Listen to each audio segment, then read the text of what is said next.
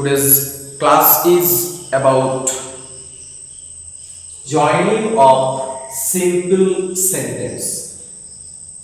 Joining বিষয়টা আমরা প্রথমে একটু জটিল ভাবে ভেবে তাই আমাদের কাছে জয়েন করতে অসুবিধা হয়।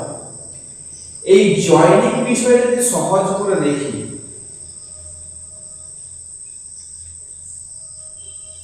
তাহলে কি বুঝতে পারো, not so difficult but highly difficult. বিষয়টা কেন না, আমরা যখন জয়েন করতে যাই সেই জয়েনিং এর ক্ষেত্রে সেন্টেন্সের যে স্ট্রাকচার আছে সেই সেন্টেন্স প্যাটার্নটাকে না এখানে স্ট্রাকচারাল প্যাটার্ন থাকে।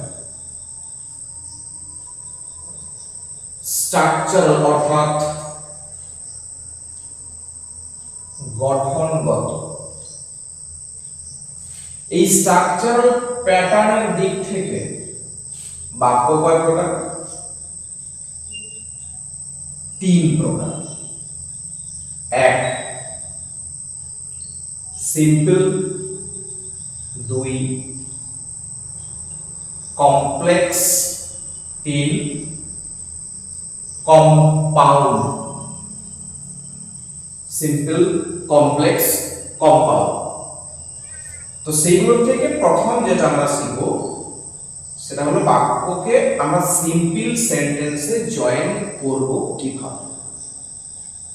সিম্পল সেন্টেন্সে জয়েন করতে হলে সিম্পলের বৈশিষ্ট্য আগে দরকার।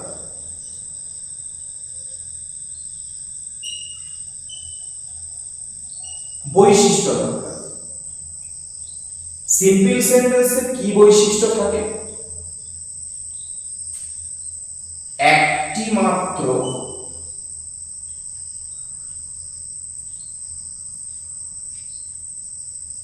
সাবজেক্ট বা যাকে আমরা বাংলায় কর্তা বলি আর একটি মাত্র ফাইনাইট ভার্ব, যাকে আমরা বাংলায় কি বলি? সমাপিকা ক্রিয়া। তাহলে জানতে হচ্ছে যে সমাপিকা ক্রিয়াটা কি। সমাপিকা ক্রিয়া হলো সেটাই যা বাক্যের কাজকে সমাপ্ত করে। যে ভাব বা যে ক্রিয়াপদ বাক্যের কাজটাকে সমাপ্ত করে তাকে বলা হয় সমাপিকা ক্রিয়া। তাই সিম্পল সেন্টেন্সে জয়েন করতে গেলে আমাদের সিম্পল সেন্টেন্সে বৈশিষ্ট্য কি লাগবে? একটি মাত্র সাবজেক্ট এবং একটি মাত্র ফাইনাইট ভার্ব। তাহলে যদি জয়েনে দেওয়া হয় তাহলে জয়েনে তো দুটো বাক্য থাকে, দুটো বাক্য থাকে। তাহলে দুটো বাক্য মানে এখানে ভার্ব থাকবে, এখানে ভার্ব থাকবে। তাহলে সিম্পল সেন্টেন্সে তো দুটো ভার্বকে রাখা যায় না, ভার্বটা বাদ দিতে হবে। তো এই একটি ভার্বকে বাদ দেওয়ার জন্য যে নিয়মটা আছে সেটা কি? রুলটা কি না, পার্টিসিপল।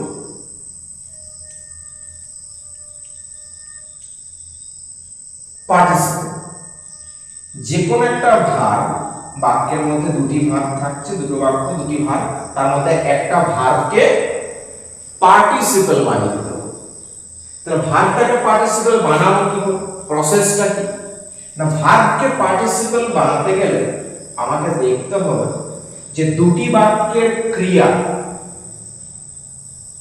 দুটি বাক্যের যে ক্রিয়াপদ থাকছে সেই ক্রিয়ার যে কাজগুলো সেটা আগে পরে বোঝাচ্ছে কি না, আগে অথবা পরে বোঝাচ্ছে কি না, তখন আমরা পার্টিসিপলটাকে চুজ করতে পারি। তো কিভাবে পার্টিসিপল বানাবো? ক্রিয়াটাকে দেখলো যে দুটি ভার্ব আগে পরে বোঝাচ্ছে, পার্টিসিপল রুলটা উঠে আসছে। তো পার্টিসিপল বানাতে গেলে যে ভার্বটাকে আমি পার্টিসিপল বানাবো সেই ভার্ব সর্বদাই অলওয়েজ প্রেজেন্ট ফর্ম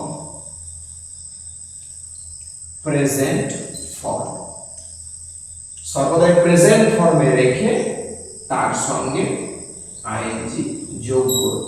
তার কারণটা কি না, এই যে পার্টিসিপল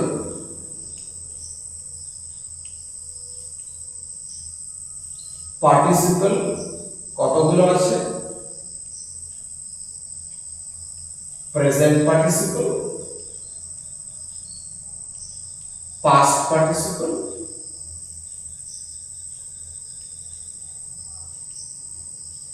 ফিউচার বা পারফেক্ট পার্টিসিপল। আমি প্রেজেন্ট পার্টিসিপল বলছি। তাহলে প্রেজেন্ট পার্টিসিপল মানে হলো ভার্বটার প্রেজেন্ট ফর্মের সঙ্গে আইএনজি যোগ করে। যখন দেখো ভার্বটার প্রেজেন্ট ফর্মের সঙ্গে আইএনজি যোগ করে দিচ্ছি, সেই ভার্বটা হয়ে যাচ্ছে পার্টিসিপল। এর আরো নাম থাকে, পার্টিসিপল আরেক নামকে বলা হয় ভার্বাল নাউন অথবা জিরান বলা হয়। তাহলে দেখছি যে বাক্যটার ভার্বটাকে আমি পার্টিসিপল বানালাম, সেই ভার্বটা তো আমার এখন পার্টিসিপল হয়ে গেছে। তো জানি ভার্বের বাঁদিকে বা ভার্বের সাবজেক্ট থাকে, তো সাবজেক্টের পরে ভার্বই থাকে, সাবজেক্টের পরে তো আর পার্টিসিপল থাকতে পারে না। তাহলে কি হয়, যে ভার্বটাকে পার্টিসিপল বানানো হলো তার সাবজেক্টটা অটোমেটিক্যালি বাদ চলে যায়। এটা বাক্য দিয়ে দেখি। The child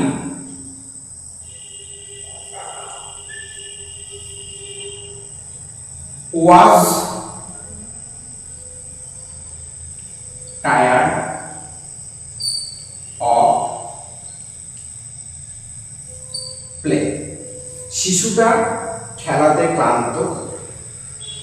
He slept on the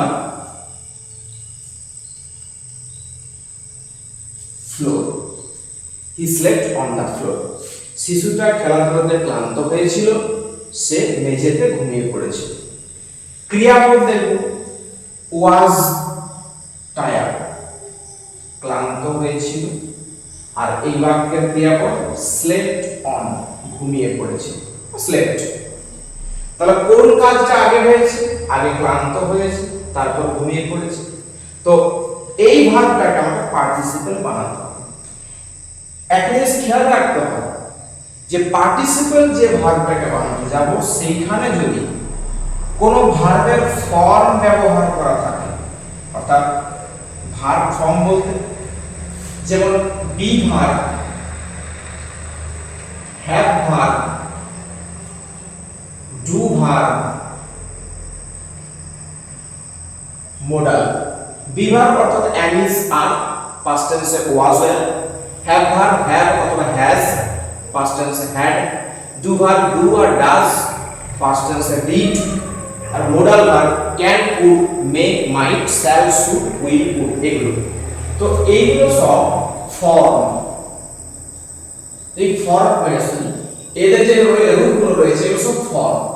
এখানে যেগুলো পাচ্ছি এগুলো হচ্ছে কি main verb.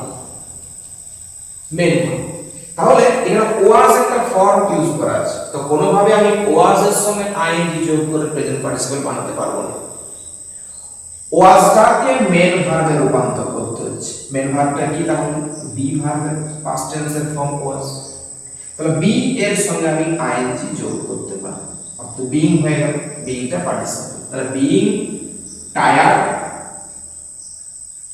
Of play, full stop পাচ্ছি, এখানে কমা দেব। এইখানে যে নাউনটা আমার বাদ চলে গেছে পার্টিসিপল হওয়ার কারণে, সেই নাউনটাকে আমি পরের বাক্যে যেহেতু সেম নাউন এখানে যুক্ত করব, নাউনটা বাদ দিয়ে। The child slept on the floor. এই হলো সিম্পল সেন্টেন্সে জয়েন করার জন্য প্রথম রুলটার নাম কি? পার্টিসিপল। তাহলে এভাবে পার্টিসিপল ব্যবহার করে সহজ সরল ভাবে নির্ভুল ভাবে বাক্যটাকে সিম্পল সেন্টেন্সে জয়েন করা